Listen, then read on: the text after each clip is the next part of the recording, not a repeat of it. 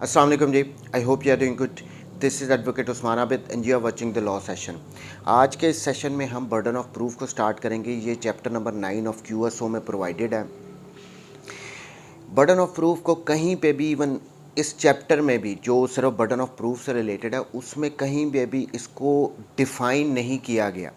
हमें यहाँ पे डिफरेंट सिचुएशंस बताई गई हैं और साथ ये बताया गया है कि इस सिचुएशन में बर्डन ऑफ प्रूफ किस पार्टी पे होगा, इसको डिफ़ाइन कहीं नहीं किया गया। सिंप्लीफाई करें अगर बर्डन ऑफ प्रूफ को, बारे सबूत को, तो इसका मतलब ये निकलता है कि रिस्पॉन्सिबिलिटी टू प्रूव, कि ये बोझ किस पार्टी पे होगा किसी फैक्ट को प्रूव करने का, इसको बर्डन ऑफ प्रूफ कहते हैं। कौन किसी फैक्ट से रिलेटेड एविडेंस को लेके आएगा, विटनेसेस को लेके आएगा, कोई डॉक्यूमेंट्स वगैरह प्रोड्यूस करेगा, उस फैक्ट को प्रूव करेगा, किस पे ये जिम्मेदारी है, इसको बर्डन ऑफ प्रूफ कहते हैं। आर्टिकल 117 सब आर्टिकल 1, अब इसमें क्या बताया गया? Whoever desires any court to give judgement as to any legal right और liability dependent on the existence of the fact which he asserts must prove that those facts exist. पहली बात जो सब आर्टिकल 1 में ये कही गई है, ये बता रहा है कि केस को साबित करने का बर्डन ऑफ प्रूफ, बारे सबूत किस पे है। यहाँ पे ये कहा गया है कि अगर कोई पर्सन ये डिज़ायर करता है कि कोर्ट उसकी फेवर में जजमेंट दे और किसी फैक्ट की उन बेसिस पे वो जजमेंट दे उसकी फेवर में, और किसी राइट को डिटरमिन करे, किसी लीगल राइट को डिटरमिन करे, कोई लाइबिलिटी फिक्स करे, तो इस सिचुएशन में जो फैक्ट्स जिनकी बेस पे वो पर्सन कह रहा है कि कोर्ट उसकी फेवर में जजमेंट दे, तो ये उसी की रिस्पॉन्सिबिलिटी है कि उन फैक्ट्स को प्रूव करे कि वो एग्जिस्ट करते हैं। यहाँ पे बर्डन ऑफ प्रूफ उसी पर्सन पे होगा। इसको अगर और सिंपल मैं करूँ तो देखें, जो भी ये सब आर्टिकल 1 में बताया गया है कि जो केस को प्रूव किसने करना होता है। देखें, अगर क्रिमिनल केस है उसको किसने प्रूव करना है, सिविल केस है उसको किसने प्रूव करना है। देखें, अगर एक पर्सन ने किसी दूसरे पर्सन पे कोई सूट वगैरह फ़ाइल किया है तो ऑब्वियसली ये उसने अपने सूट को प्रूव भी तो करना है। वो फैक्ट्स जो वो बता रहा है उस सूट में, उनको प्रूव करने की ज़िम्मेदारी भी उसी पे है। अब ये बर्डन ऑफ प्रूफ उसी पे है। सेकेंडली, अगर क्रिमिनल केस है तो वहाँ पे बर्डन ऑफ प्रूफ प्रोसिक्यूशन पे होता है। देखें, कंप्लेनेंट ने एक FIR लॉन्च की, उसके बाद इन्वेस्टिगेशन की गई पुलिस की तरफ से, और फिर उस पर्सन को गिल्टी डिक्लेयर कर दिया पुलिस ने। यहाँ पे इसके बाद प्रोसिक्यूशन ने उस केस को आगे लेके चलना है, उसने अपना केस प्रूव करना है कि ये बंदा गुनहगार है। तो यहाँ पे बर्डन ऑफ प्रूफ किस पे है? प्रोसिक्यूशन पे है। दूसरी बात मैं यहाँ पे एक और क्लियर कर दूँ, जो बर्डन ऑफ प्रूफ है ये कभी भी शिफ्ट नहीं होता, बिल्कुल भी, चाहे क्रिमिनल केस है चाहे सिविल केस है। बर्डन ऑफ प्रूफ ये केस से रिगार्डिंग कभी शिफ्ट नहीं होगा। अगर सिविल सूट है तो प्लेंटिफ पे है, अगर क्रिमिनल केस है तो प्रोसिक्यूशन पे ये बर्डन ऑफ प्रूफ है, और उन्होंने ही डिस्चार्ज करना, उन्होंने अपना केस प्रूव करना है ताकि कोर्ट उनकी फेवर में जजमेंट दे regard according to sub article 1 ये 117 में जो बताया गया। सेकेंडली, अब इसका सब आर्टिकल 2 क्या कहता है? When a person is bound to prove the existence of any fact it is said that the burden of proof lies on that person. यहाँ पे सब आर्टिकल 2 में ये कह रहे हैं कि देखें, अगर कोई फैक्ट है जिसकी एग्जिस्टेंस को प्रूव किसी पर्सन ने करना है, जिसने वो फैक्ट असर्ट किया है, वो कह रहा है कि ये फैक्ट है, ये इस तरह हुआ है, तो कहा जाएगा कि बर्डन ऑफ प्रूफ उसी पर्सन पे है जिसने वो फैक्ट असर्ट किया है, जिसने कोई फैक्ट अलेज किया है किसी से रिगार्डिंग, तो प्रूफ भी उसी ने करना है, बर्डन ऑफ प्रूफ उसी पे होगा। देखें, सब आर्टिकल 1 जो था उसमें केस से रिगार्डिंग था कि केस किसने प्रूव करना है, जो कह रहा है कि जजमेंट उसकी फेवर में दी जाए, उन फैक्ट्स की एग्जिस्टेंस को माना जाए और उसकी फेवर में फ़ैसला दिया जाए, तो वो जो फैक्ट वो असर्ट कर रहा है वो उसने प्रूव करना है, फिर ही केस उसकी फेवर में जाएगा। सब आर्टिकल 2 में कह रहे हैं कि जो फैक्ट किसी ने असर्ट किया, किसी ने अलेज किया है कोई चीज़, तो ये बर्डन ऑफ प्रूफ उसी पर्सन पे होगा कि उसने वो फैक्ट को प्रूव करना है। इलस्ट्रेशन देखें, हमें यहाँ पे आर्टिकल 117 ज़्यादा क्लियर हो जाएगा।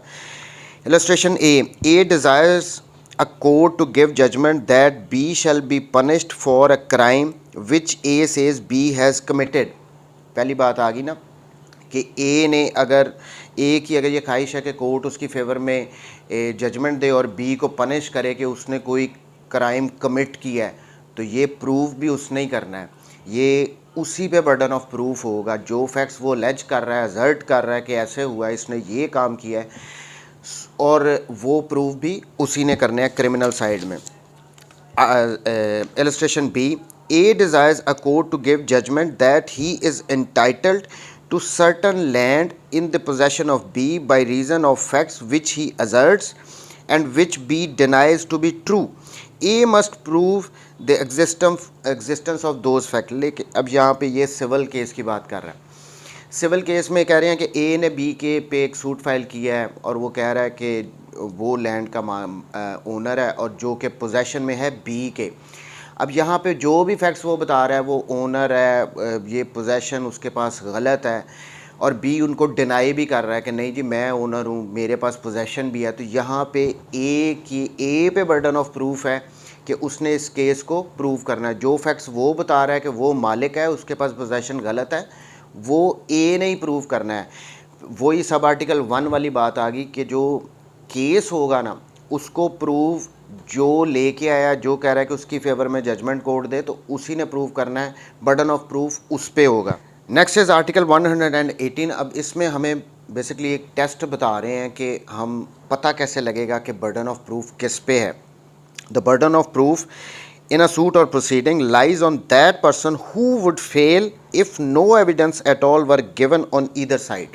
बड़ा सिंपल है, उन्होंने इस आर्टिकल में बता दिया कि अगर हमने ये पता करना हो कि बर्डन ऑफ प्रूफ किस पे है, तो वो कह रहे हैं देखें अगर तो एक केस है, चाहे वो क्रिमिनल केस है चाहे वो सिविल केस है, उसमें अगर दोनों पार्टीज़ ही एविडेंस प्रोड्यूस ना करें, कोई विटनेस ना लेके आएँ, कोई डॉक्यूमेंट्री एविडेंस ना लेके आएँ, तो हमने ये देखना है कि कौन केस हार जाएगा। जो पर्सन यहाँ पे वो केस हार जाएगा इस सिचुएशन में कि दोनों पार्टीज़ ने एविडेंस प्रोड्यूस नहीं की, तो इसका मतलब है बर्डन ऑफ प्रूफ उस केस पे उस पर्सन पे होगा जो वो केस हारेगा, जो फेल हो जाएगा। अब इसको एग्जाम्पल से समझते हैं, ज़्यादा क्लियर हो जाएगा। Illustration 1, A sues B for land of which B is in possession. A ने बी के अगेंस्ट सूट फाइल किया और वो जो लैंड थी वो बी के पोजेशन में थी, and which as A asserts, और ए यहाँ पे प्ली क्या ले रहा है उस सूट में, वो ये कह रहा है was left to A by the will of C B's father, के बी के फादर ने एक विल के थ्रू ये लैंड मुझे दे दी थी। समझें, ए ने बी के अगेंस्ट सूट फाइल किया रिगार्डिंग अ लैंड, और वो लैंड किसके पोजेशन में है, बी के पोजेशन में है। यहाँ पे ए ये कह रहा है कि ये लैंड बी का फादर मुझे विल के थ्रू दे गया था। अब यहाँ पे सिचुएशन अगर ये राइज होती है, if no evidence were given on either side, ना तो यहाँ पे सूट फाइल कर दिया ए ने, अब ये वो एविडेंस स्टेज पे आ गया। अब यहाँ पे ना ए ने एविडेंस कोई प्रोड्यूस की, ना वो खुद एज ए विटनेस आया, ना किसी और को लेके आया, ना कोई उसने विल प्रोड्यूस की, और दूसरी साइड पे जो बी था उसने भी कोई एविडेंस प्रोड्यूस नहीं की, ना वो खुद एज ए विटनेस आया, ना वो किसी और को विटनेस के तौर पे लेके आया। B would be entitled to retain this possession. तो यहाँ पे अगर दोनों साइड्स ही एविडेंस नहीं लेके आ रही तो केस कौन हारेगा। अगर देखें जो हमारे केसेस होते हैं ना, चाहे वो सिविल केसेस हों चाहे वो क्रिमिनल केसेस हों, उन्होंने डिसाइड होना होता है उस एविडेंस की बेस पे जो प्रोड्यूस की जाती है। अब यहाँ पे इस सिचुएशन में दोनों साइड्स ही अगर एविडेंस नहीं लेके आ रही तो क्या होगा, ए का सूट जो है बी के अगेंस्ट वो कोर्ट डिसमिस कर देगी कि कोई एविडेंस ही नहीं आई। सो दोनों साइड्स ने एविडेंस नहीं दी तो ए ने केस यहाँ पे लूज़ कर जाना है। इसका मतलब burden of proof, responsibility to prove the case वो किस पे है, वो ए पे है जिसने वो सूट फाइल किया था। सेम वे क्रिमिनल केस की अगर एग्जांपल ले लें, हम पिछले वाली जो एग्जांपल है उसी को लेके चलें, तो अगर दोनों पार्टीज़, जो कंप्लेनेंट साइड है, जो प्रोसिक्यूशन है, अगर उसने कोई एविडेंस प्रोड्यूस नहीं की, उन्होंने चलान सबमिट किया कोर्ट में, वहाँ पे वो कह रहे हैं जी गिल्टी है, इसने ये ऑफेंस कमिट किया है, उसके बाद जब एविडेंस देने की बारी आई तो प्रोसिक्यूशन ने एविडेंस ही नहीं दी, ना ही एक्यूज़ ने कोई एविडेंस दी, तो यहाँ पे क्या होगा, ऑब्वियसली ये केस ख़त्म हो जाएगा, बी कन्विक्ट, उसको सज़ा नहीं दी जाएगी, वो कन्विक्ट नहीं किया जाएगा क्योंकि उसके अगेंस्ट एविडेंस ही नहीं आई, दोनों साइड से अगर इस केस में नहीं आई तो क्या होगा, बर्डन ऑफ प्रूफ किस पे है, ए केस हार गया है। सो बर्डन ऑफ प्रूफ यहाँ पे ये कह रहे हैं कि दोनों साइड्स पे अगर एविडेंस नहीं आती तो बर्डन ऑफ प्रूफ हम समझ जाएंगे उस पर्सन पे है जो कि वो केस हारेगा, चाहे वो क्रिमिनल केस हो चाहे वो सिविल केस हो। Next is article 119, burden of proof as to particular fact. देखें हम सब जो आर्टिकल 117 हमने किया था ना, उसमें था पहली बात ये एक की गई थी कि केस को प्रूव करने का बर्डन ऑफ प्रूफ किस पे होगा। दूसरी बात उसमें की गई थी कि किसी फैक्ट को प्रूव करने का बर्डन जिस जो पर्सन कोई फैक्ट को अलेज कर रहा है, उसकी एग्जिस्टेंस के बारे में कह रहा है कि वो एग्जिस्ट कर रहा है, तो वो प्रूव भी उसी ने करना है। ये दोनों डिफरेंट चीज़ हैं। एक होता है केस को प्रूव करने का बर्डन ऑफ प्रूफ किस पे है। सेकेंडली कोई फैक्ट जो पर्सन कोई अलेज कर रहा है कि वो एग्जिस्ट कर रहा है, उसका बर्डन ऑफ प्रूफ उसी पर्सन पे होगा जिसने वो अलेज किया है। Article 119 burden of proof as to particular fact. अब ये क्या कह रहे हैं, the burden of proof as to any particular fact lies on that person who wishes the court to believe in its existence unless it is provided by any law that proof of that fact shall lie on any particular person। इसको बिल्कुल अगर मैं simple करूँ ना तो यहाँ पे क्या कह दिया गया है कि कोई भी पर्टिकुलर फैक्ट जो कि कोई भी पर्सन असर्ट कर रहा है, कह रहा है कि ये एग्जिस्ट करता है, ये बात ऐसे हुई है, तो ये प्रूव भी उसी ने करना है। जो कोई भी जो फैक्ट लेके आ रहा है वो प्रूव उसने करना है। मैं केस के बर्डन ऑफ प्रूफ की बात नहीं कर रहा हूँ, मैं ये केस के दौरान अगर कोई पर्सन कोई पर्टिकुलर कोई ख़ास फैक्ट लेके आ रहा है तो ये प्रूफ उसी ने करना है। अब एग्जांपल से देखें, A prosecutes B for theft. A prosecution कर रहा है बी की उसने थेफ्ट की है, उसने चोरी की है, and wishes the court to believe that B admitted the theft to C, A must prove the admission. अब यहाँ पे ए ने साथ ये भी कहा कि इसने जो ये चोरी की है, इसने जाके सी के सामने इसको एडमिट भी किया था कि मैंने चोरी की है। तो ये एक पर्टिकुलर फैक्ट आ गया है जो कि ए ले रहा है, कह रहा है कोर्ट को, कह रहा है कि आप इस पर बिलीव करो, इसने सी के सामने जाके एडमिशन किया था, माना था कि मैंने चोरी की है। तो अब इसको प्रूफ किसने करना है, ये पर्टिकुलर फैक्ट जो साथ लेके आ रहा है वो भी प्रूफ ए नहीं करना है जो कह रहा है कोर्ट को कि आप बिलीव करो। Illustration B, B wishes the court to believe that at the time in question he was elsewhere, he must prove it। हम पीछे पढ़ के हैं plea of alibi। अब ये उसी की बात कर रहे हैं। देखें अगर ए पे ये एलिगेशन लगा है कि उसने बी का मर्डर किया है, लेकिन यहाँ पे ए कोर्ट में आके ये कहता है जी कि जब ये मर्डर हुआ मैं उस वक़्त वहाँ पे मौजूद ही नहीं था, मैं तो 500 किलोमीटर दूर लाहौर में था और मेरे पास ये कोई पॉसिबिलिटी नहीं है कि मैं इतने टाइम में वहाँ पे आके मर्डर करके वापस चला जाऊँगा। उसने प्ली ऑफ एलिबाई ले ली, एक पर्टिकुलर फैक्ट को लेके ये आ गया। एलिगेशन उस पर था कि ए ने बी का मर्डर किया है। अब ये प्रूफ प्रोसिक्यूशन ने करना है, अपने केस को साबित करना है कि ए ने बी का मर्डर किया है। बट यहाँ पे ए जो एक पर्टिकुलर फैक्ट लेके आ रहा है जिसको वो कह रहा है कि वो एग्जिस्ट करता है, ये ऐसे हुआ था, मैं वहाँ पे मौजूद नहीं था, और कोर्ट इस बात पे बिलीव करे ये प्ली ऑफ मेरी एलिबाई पे, तो अब इसको प्रूव किसने करना है, ये यहाँ पे ए नहीं करना है जो इस फैक्ट को लेके आया। सो क्लियर होगी, बर्डन ऑफ प्रूफ एक तो केस से रिलेटेड है, वो किस पे होगा, एक फैक्ट से रिलेटेड कि जिसने भी जो फैक्ट लेके आया ना उसने वो प्रूव करना। Next is article 120, burden of proving fact to be proved to make evidence admissible, the burden of proving any fact necessary to be proved in order to enable any person to give evidence of any other fact is on the person who wishes to give such evidence। देखें ये जो article 120 है ना, इसको समझने के लिए पहले हम इलस्ट्रेशन को कर लेते हैं, उसके बाद लैंग्वेज पे आएंगे। A wishes to prove a dying declaration by B। ए ये प्रूव करना चाहता है कि बी ने एक डाइंग डेक्लेरेशन दिया था कि उसमें ये बताया था कि उसको किसने मारा है, मरने से पहले जो कोई स्टेटमेंट देते हैं ना वो, सो वो बी का डाइंग डेक्लेरेशन को प्रूव करना चाहता है।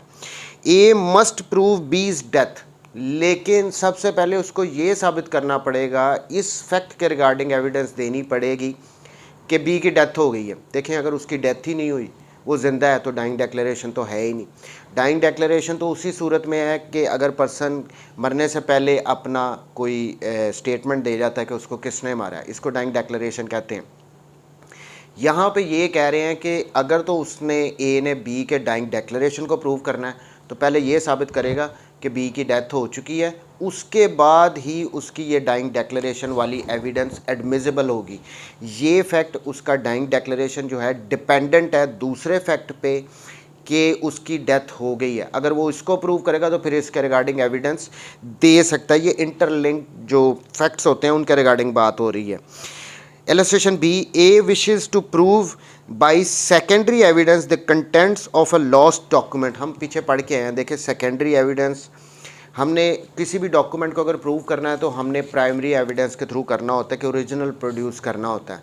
But there are some situations जो कि अगर पूरी उनमें हमारा केस फॉल करता है तो हम उनकी सेकेंडरी एविडेंस भी दे सकते हैं, यानी फ़ोटोकॉपी वगैरह दे सकते हैं। हमारे पास ओरिजिनल नहीं है, ओरिजिनल अगर लॉस्ट हो गया है, डिस्ट्रॉय हो गया है, वो किसी दूसरी पार्टी की पोजेशन में, और वो प्रोड्यूस नहीं कर रहे, what ever is the situation. But अगर तो एक कोई पर्सन सेकेंडरी एविडेंस के थ्रू किसी डॉक्यूमेंट को प्रूव करना चाहता है, अब ये इसमें यही कह रहे हैं इलस्ट्रेशन में, A wishes to prove by secondary evidence the contents of a lost document, कि एक डॉक्यूमेंट था ओरिजिनल, वो गुम हो गया और उसके बारे में वो सेकेंडरी एविडेंस उसकी को फ़ोटोकॉपी वगैरह कोर्ट में दे के उस डॉक्यूमेंट के कंटेंट्स को प्रूव करना चाहता है। A must prove that the document has been lost. तो यहाँ पे पहली बात उसको जिस फैक्ट के रिगार्डिंग उसको एविडेंस देनी पड़ेगी वो ये होगी कि पहले वो ये प्रूव करे, बर्डन ऑफ प्रूफ उस पर ये है कि वो डॉक्यूमेंट लॉस्ट हो चुका है। कोई उसकी जाके रिपोर्ट वगैरह पुलिस स्टेशन में करवाई हो, कोई डॉक्यूमेंट हो, कोई ऐसी बात हो, कोई विटनेस हो, किसी तरह उसने पहले इस बात को प्रूव करना है। ये बर्डन ऑफ प्रूफ पहले उस पर है कि ये प्रूव करे कि वो डॉक्यूमेंट लॉस्ट हो गया है।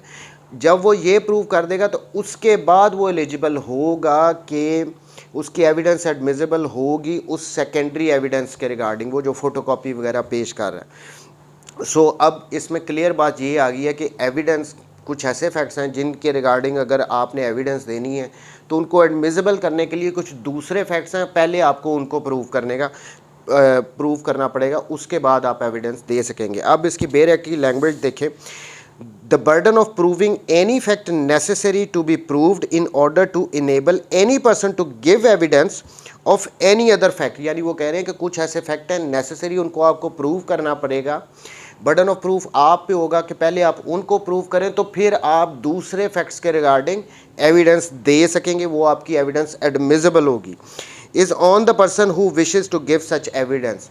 अब यहाँ पे वो ये कह रहे हैं, यहाँ पे बर्डन ऑफ प्रूफ उस पर्सन पे होगा जो ये उस फैक्ट के रिगार्डिंग एविडेंस देना चाहता है, जिसके रिगार्डिंग एविडेंस देने से पहले उसको दूसरे फैक्ट प्रूव करने पड़ेंगे। यानी बर्डन ऑफ प्रूफ यहाँ पे पहली इलस्ट्रेशन में डाइंग डेक्लेरेशन वाली में जो डाइंग डेक्लेरेशन की रिगार्डिंग एविडेंस देना चाहता है तो बर्डन ऑफ प्रूफ उस पर है, पहले ये साबित करे कि उसकी डेथ हो गई है।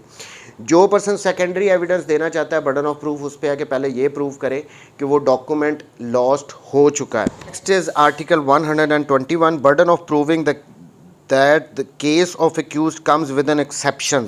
अब when a person is accused of any offence, the burden of proving the existence of the circumstances bringing the case within any of the general exceptions in the Pakistan Penal Code। देखिए, हमने एक set rule पहले हमने पढ़ चुके हैं कि criminal case में बर्डन ऑफ प्रूफ किस पे है, प्रोसिक्यूशन पे है कि उन्होंने अपना केस प्रूव करना है, उन्होंने बताना है कि इसने अक्यूज़ ने ये ऑफेंस कमिट किया है, इसको सज़ा दी जाए।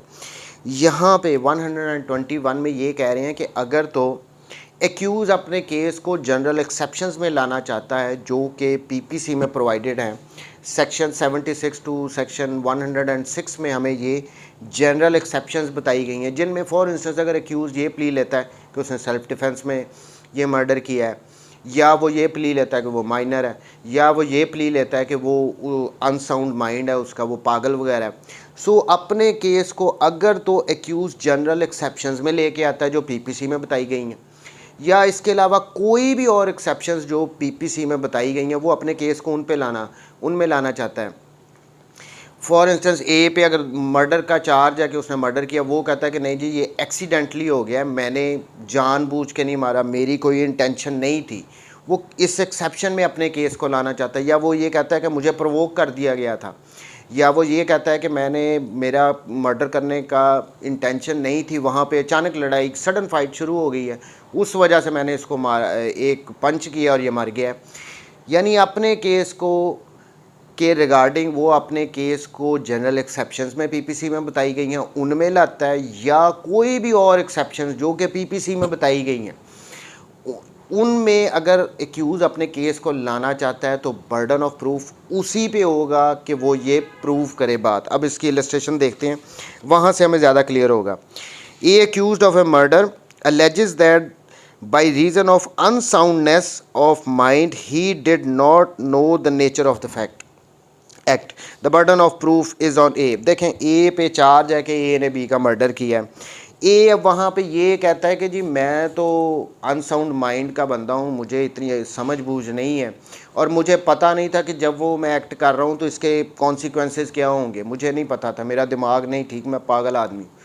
तो ये जो जनरल एक्सेप्शन वो ले रहा है, ये प्रूफ किसने करनी है? उसी एक्यूज़ ने करना है कि मेरे केस को, वो चाहता है कि मेरे केस को जनरल एक्सेप्शन में लेके आओ आप, तो और मुझे इसकी सज़ा वो ना मिले। तो इसलिए यहाँ पे बर्डन ऑफ प्रूफ इस पे आएगा कि ये जो फैक्ट लेके आ रहा है नए, अपने केस को जनरल एक्सेप्शन में लाना चाह रहा है, तो ये उसी ने प्रूव करना है। Next illustration, A accused of murder alleges that by grave and sudden provocation he was deprived of the power of self-control.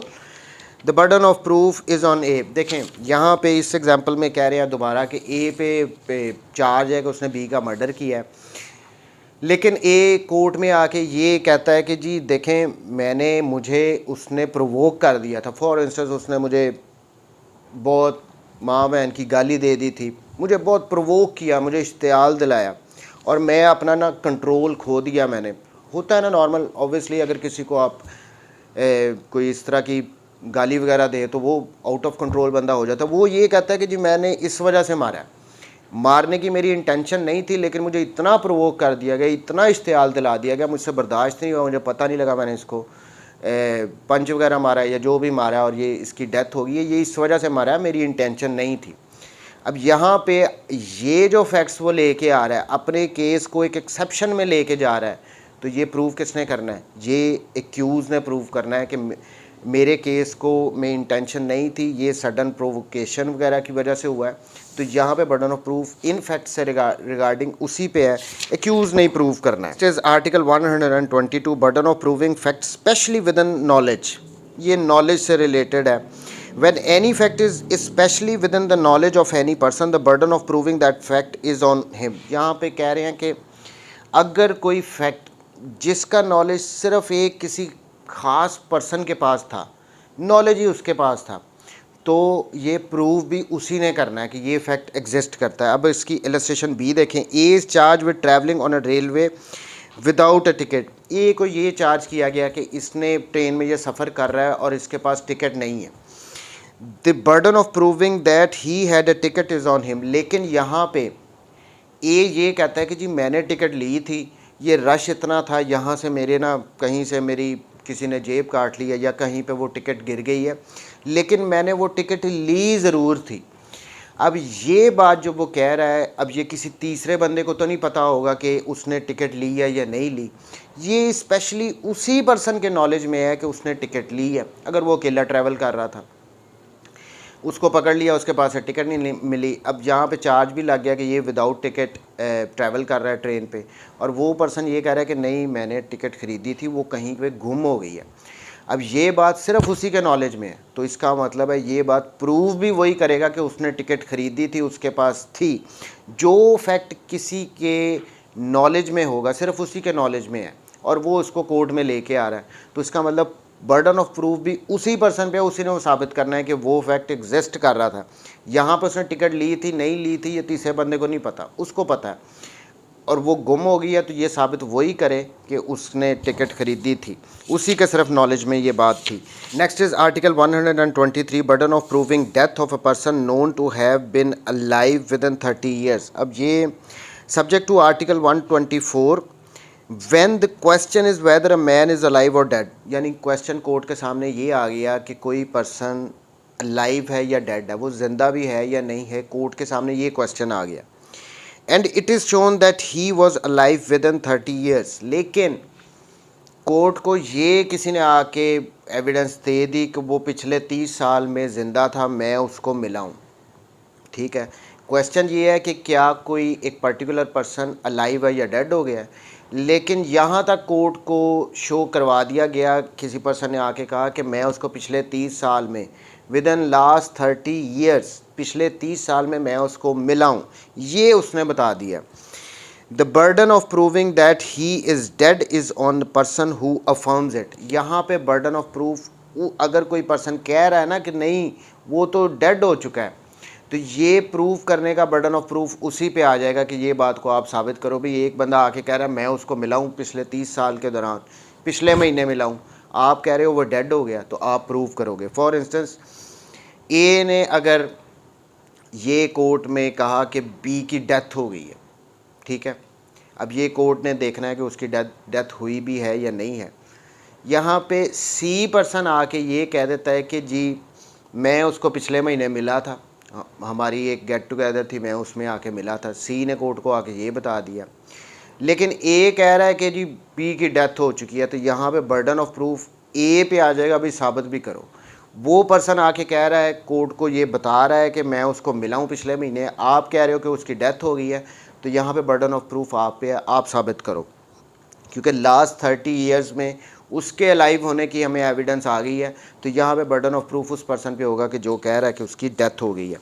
Next is article 124 burden of proving that person is alive who has not been heard of for 7 years. अब ये भी इसी किस्म से related है, इसी किस्म का है। When the question is whether a man is alive और डेड, यहाँ पे क्वेश्चन फिर ये है कि क्या कोई पर्सन अलाइव है, ज़िंदा है, या उसकी डेथ हो चुकी है। एंड इट इज़ प्रूव्ड, देखें आर्टिकल 123 जो था वहाँ पे शो का वर्ड यूज़ किया था, इट इज़ शोन, बट यहाँ पे कह रहे हैं इट इज़ प्रूव्ड। लेकिन यहाँ पे आर्टिकल 124 में and it is proved that he has not been heard of for 7 years by those who would naturally be heard of him if he had been alive. देखें court के सामने question है कि क्या कोई पर्टिकुलर पर्सन अलाइव है या उसकी डेथ हो चुकी है। यहाँ पे ये कह रहे हैं कि ये प्रूव कर दिया गया है कि जो पर्सन नेचुरली उससे डेली मिलते हैं, फॉर इंस्टेंस उसके माँ बाप हो गए, उसके बहन भाई हो गए, उसके बीवी बच्चे हो गए, ये नेचुरली उनसे, उनके साथ वो पर्सन कांटेक्ट में होगा ना, हर पर्सन होता है इनके साथ कांटेक्ट में। यहाँ पे कह रहे हैं it is prove that he has not been heard of for 7 years by those who would naturally have heard of him if he had been alive, यानी अगर वो ज़िंदा होता तो उनसे तो बात करता ना, लेकिन वो भी आके ये एविडेंस दे रहे हैं कि जी उसको हमने पिछले 7 साल से उसके बारे में नहीं सुना, बिल्कुल हमारी बातचीत नहीं, उसके माँ बाप आ गए या उसके भाई बहन आ गए, उन्होंने कोर्ट में आके ये कह दिया कि हमने पिछले 7 साल हो गए हैं, हमने तो उसको सुना ही नहीं, हमारी उसके साथ कोई कॉन्टैक्ट ही नहीं है, हमारी कोई बातचीत ही नहीं है। The burden of proving that he is alive is shifted to the person who affirms it.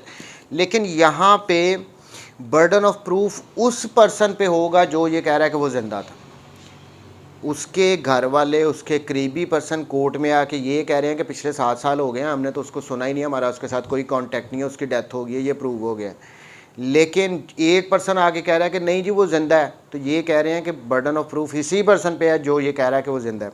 जो लास्ट आर्टिकल 23 में था उसमें बर्डन ऑफ प्रूफ वो उस पर एक पर्सन कह रहा था कि उसकी डेथ हो चुकी है, लेकिन यहाँ पे बर्डन ऑफ प्रूफ उस पर्सन पे था जो कि कह रहा था कि उसकी डेथ हो चुकी है। हालांकि ऐसे कोर्ट को शो करवा दिया गया था कि लास्ट 30 ईयर्स में उसको कोई पर्सन आके मिला है, ये कोर्ट को बता दिया गया था कि वो अलाइव है, लेकिन एक पर्सन बज़िद था आर्टिकल 123 में कि उसकी डेथ हो गया, तो यहाँ पे बर्डन ऑफ प्रूफ इस पे था।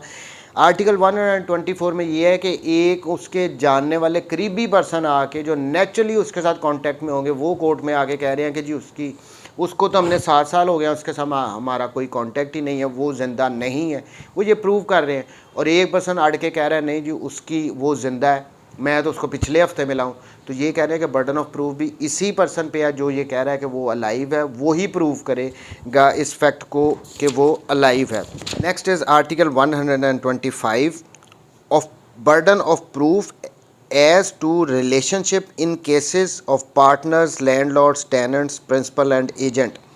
यानी ये बता रहे हैं कि अगर कोई रिलेशनशिप होते हैं ना, पार्टनर्स के, हस्बैंड एंड वाइफ के हो गए, लैंडलॉर्ड टेनेंट का जो रिलेशनशिप होता है, प्रिंसिपल और एजेंट का जो रिलेशनशिप होता है, इन केसेस में अगर डिस्प्यूट होगा तो बर्डन ऑफ प्रूफ किस पे होगा? रिलेशनशिप से regarding. When the question is whether persons are partner, landlord and tenant or principal or agent, or and it has been shown that they have been acting as such, the burden of proving that they do not stand or have ceased to stand to each other in those relationships respectively is on the person who affirms it। देखें यहाँ पे इस article 125 में ये relationship से regarding है कि कोई पर्सन दूसरे पर्सन का पार्टनर है या नहीं है, क्या कोई पर्सन के दरमियान रिलेशनशिप था टेनेंट एंड लैंडलॉर्ड का, या किसी पर्सनस के दरमियान रिलेशनशिप था एजेंट और प्रिंसिपल का, इस किस्म के रिलेशनशिप हैं। लेकिन यहाँ पे ये कह रहे हैं कि बर्डन ऑफ प्रूफ कोर्ट को अगर ये बता दिया जाए कि यस इनके दरमियान ये एक्ट इस किस्म का करते थे कि जिससे ये लगता था इनके दरमियान ये रिलेशनशिप एग्जिस्ट करते हैं, तो जो पर्सन डिनाई कर रहा है कि नहीं इनके दरमियान ऐसा कोई रिलेशनशिप नहीं था, तो वो ये प्रूफ भी उसी ने करना है, ये बर्डन ऑफ प्रूफ उस पर होगा। फॉर इंस्टेंस एक हस्बैंड एंड वाइफ हैं, वो घर में रहते रहे हैं, वो 4-5 साल तक रहे हैं, लोग उनको मिलते रहे हैं, वो कोर्ट में आके एविडेंस भी दे रहे हैं कि ये और बी जो हैं हस्बैंड एंड वाइफ हैं, ये इसी तरह एक्ट करते थे, साथ रहते थे। लेकिन एक पर्सन डिनाई कर रहा है कि नहीं जी इनके दरमियान कोई रिलेशनशिप नहीं था, तो यहाँ पे बर्डन ऑफ प्रूफ उस पर होगा कि साबित करो। आप कह रहे हो लोग तो आके हमें बता रहे हैं कि वो हस्बैंड एंड वाइफ की तरह एक्ट करते रहे हैं, वो हस्बैंड एंड वाइफ की तरह रहते रहे हैं या रहते हैं। Same way tenant and landlord का रिलेशनशिप, अगर कोई पर्सन डिनाई कर रहा है कि ये तो किराएदार और मालिक का इनमें कोई ताल्लुक ही नहीं है, ये झूठ बोल रहे हैं, तो यहाँ पे साबित भी उसी ने करना है। बर्डन ऑफ प्रूफ उसी पे है कि साबित करो। एजेंट प्रिंसिपल का इस तरह रिलेशनशिप है, कोई पर्सन डिनाई कर रहा है, वो कोर्ट को आके शो करवा रहे हैं कि मेरा ये एजेंट है, मैं इसका प्रिंसिपल हूँ, ये मेरे बिहाफ पे कॉन्टैक्ट कर रहा है, लेकिन एक पर्सन डिनाई कर रहा है कि नहीं जी ये इसका इनके दरमियान एजेंट एंड प्रिंसिपल का कोई रिलेशनशिप नहीं है। तो यहाँ पे वो कोर्ट में आके अगर एविडेंस भी दे रहे हैं कि ये देखें जी हमारा ऑफिस है, मैंने रिटर्न में भी इसको दिया हुआ है, मेरे ऑफिस में भी यही बैठता है, वो इस बात को प्रूव कर रहा है, शो कर रहा है कोर्ट को कि हमारे दरमियान ये रिलेशनशिप था, तो यहाँ पे जो पर्सन डिनाई कर रहा है कि नहीं इनका कोई रिलेशनशिप नहीं था, बर्डन ऑफ प्रूफ उस पर होगा कि साबित करो इनका कोई रिलेशनशिप नहीं है। Next is article 126 burden of proof as to ownership के केसेस में बर्डन ऑफ प्रूफ किस पे होगा? When the question is whether any person is owner of anything of which he is shown to be in possession, the burden of proving that he is not the owner is on the person who affirms that he is not the owner। देखें यहाँ पे article 126 में ये बताया गया कि अगर कोई पर्सन ये अलेज कर रहा है कि बी इस प्रॉपर्टी का ओनर नहीं है, लेकिन वो उस प्रॉपर्टी के पोजेशन में भी है, बी ए कह रहा है कि बी इस पर्टिकुलर प्रॉपर्टी का ओनर नहीं है, लेकिन बी उस प्रॉपर्टी के पोजेशन में भी है, तो यहाँ पे आर्टिकल 126 में कह रहे हैं कि ये प्रूव करने का बर्डन जो है ये उसी पर्सन पे होगा जो कि कह रहा है कि वो ओनर नहीं है। देखिए ये यहाँ पे एक इनिशियल प्रिजम्पशन ली जा रही है कि ऑब्वियसली जिस पर्सन के पास पोजेशन भी है, तो यहाँ पे हम एक प्रिजम्पशन ड्रॉ कर सकते हैं कि वो ओनर भी होगा। लेकिन एक पर्सन अगर ये कह रहा है कि नहीं जी ये ओनर नहीं है, तो यहाँ पे बर्डन ऑफ प्रूफ उसी के पास है, उसी पे है कि वो ये साबित करे कि वो ओनर नहीं है, क्योंकि दूसरा पर्सन पोजेशन में भी है, लेकिन ये प्रजम्पशन जो ले रहे हैं ये देखें, पोजेशन एक मैटर करती है चीज़ कि अगर कोई पर्सन मेरे पास ये घर है, तो अगर कोई पर्सन कह रहा है कि ये घर मेरा नहीं है, मैं इसके पोजेशन में भी हूँ, तो ये वो साबित करे कि मैं इसका ओनर नहीं, ये उस पर बर्डन ऑफ प्रूफ है। सो एक प्रजम्पशन यहाँ पे आर्टिकल 126 के रिगार्डिंग ड्रॉ करती है पोजेशन से रिलेटेड, कि अगर पोजेशन है तो आप प्रजम्पशन ले सकते हैं यहाँ पे कि ये ओनर भी होगा, लेकिन प्रूफ फिर दूसरे ने करना है कि वो ओनर नहीं है। Article 127 proof of good faith in a transaction where one party is in relation of active confidence when there is a question as to good faith of a transaction between parties. जहाँ पे कोई ये question arise हो रहा है, ये dispute arise हो रहा है कि क्या ये जो ट्रांजैक्शन की गई थी ये गुड फेथ में की गई थी या नहीं की गई थी। One of whom stands to the other in a position of active confidence. The burden of proving the good faith of the transaction is on the party who is in a position of active confidence। देखें, अगर इसको मैं simplify करूँ ना, तो यहाँ पे ये कह रहे हैं कि अगर कोई ट्रांजैक्शन की गई है पार्टीज़ के दरमियान, और पार्टीज़ के दरमियान जो रिलेशनशिप था वो कॉन्फिडेंस का था, और उनमें से एक पार्टी है जो वो एडवांटेज में थी, वो उसकी पोजीशन स्ट्रॉन्ग थी, और दूसरी पार्टी उस पर कॉन्फिडेंस कर रही थी, उसकी वजह से उसने कोई ट्रांजैक्शन की, उससे रिलेटेड है। तो यहाँ पे अगर बाद में कोई डिस्प्यूट राइज हो रहा है तो उसी पर्सन पे बर्डन ऑफ प्रूफ होगा जो कि बेनिफिशरी होगा उस ट्रांजैक्शन का, जिस पे दूसरी पार्टी ने उस पे डिपेंड कर रही थी, उस पे उसको कॉन्फिडेंस था, उनका रिलेशनशिप इस तरह था कि जो हायर पोजीशन में बंदा बैठा है, जो उसका बेनिफिशरी भी है, ये प्रूफ भी उसी ने करना है कि ये ट्रांजैक्शन गुड फेथ में की गई थी। इलस्ट्रेशन से इसको देखते हैं। The good faith of a sale by a client to an advocate is in question in a suit brought by client. अब यहाँ पे क्लाइंट और जो एडवोकेट थे उसके उनके दरमियान एक ट्रांजैक्शन हुई, कोई उसने क्लाइंट ने अपनी प्रॉपर्टी एडवोकेट को सेल आउट की, बाद में उसने उन एडवोकेट साहब पे सूट फाइल कर दिया कि इन्होंने मुझे धोखा दिया है, कोई मेरे से सस्ते दामों ये प्रॉपर्टी ख़रीद ली है, वॉट एवर, वो उन्होंने क्लाइंट ने एडवोकेट पे सूट फाइल कर दिया है। अब यहाँ पे क्या होता है, the burden of proving the good faith of transaction is on advocate. अब देखिए, ये यहाँ पे ये कह रहे हैं कि ये बर्डन ऑफ प्रूफ जो है ना, ये उस एडवोकेट पे होगा, उस क्लाइंट पे नहीं होगा। उसकी क्या रीज़न है? देखिए, उनके दरमियान जो रिलेशनशिप था, हर क्लाइंट को अपने एडवोकेट पे कॉन्फिडेंस होता है। एडवोकेट एक सुपीरियर पोजीशन पे होता है, एक हायर पोजीशन पे होता है, जो क्लाइंट होता है उस पर डिपेंड कर रहा होता है, उस पर उसको कॉन्फिडेंस होता है। यहाँ पे उसने उसकी बातों में आके अगर कोई प्रॉपर्टी वगैरह सेल आउट कर दिया, लेकिन अगर एडवोकेट साहब ये कह रहे हैं कि नहीं, इसने तो गुड फेथ में मुझे बेची थी, मेरी ऐसी कोई इंटेंशन नहीं थी, तो बट जो वो कह रहा है बर्डन ऑफ प्रूफ इसी एडवोकेट पे होगा। रीज़न के उसकी पोजीशन हायर थी, दूसरी पार्टी उस पर कॉन्फिडेंस रखती थी, ये एडवोकेट साहब बेनिफिशरी हैं, तो यहाँ पे बर्डन ऑफ प्रूफ उनके रिलेशनशिप की वजह से, क्योंकि वो एक सुपीरियर डिग्री में थे, वहाँ पे बर्डन ऑफ प्रूफ भी उन्हीं पे होगा। तो ये था जी बर्डन ऑफ प्रूफ। देखें, बर्डन ऑफ प्रूफ में अगर ये इस चैप्टर को हमने आर्टिकल 127 तक आज कंप्लीट किया, और हमने यहाँ पे हर सिचुएशन, डिफरेंट सिचुएशंस बताई गई हैं जिनमें ये बताया गया कि बर्डन ऑफ प्रूफ किस पर्सन पे होगा। बर्डन ऑफ प्रूफ कहीं पे डिफ़ाइन नहीं किया गया। हमें जो समझ ये आती है बर्डन ऑफ प्रूफ की, जो हम यहाँ पे अब कह सकते हैं कि बर्डन ऑफ प्रूफ का मीन्स किसी फैक्ट को प्रूव किसने करना है, किसी केस को प्रूव किसने करना है, किसी फैक्ट से रिगार्डिंग एविडेंस किसने लेके आनी है, विटनेसेस किसने लेके आनी है, जो भी कोई फैक्ट किसी ने अलेज किया है, असर्ट किया है, वो प्रूव करने का बर्डन भी उसी पे है। ये उसी की जिम्मेदारी है कि उसने उसको प्रूव करना है। Thank you very much ji, take care, अल्लाह हाफ़िज़।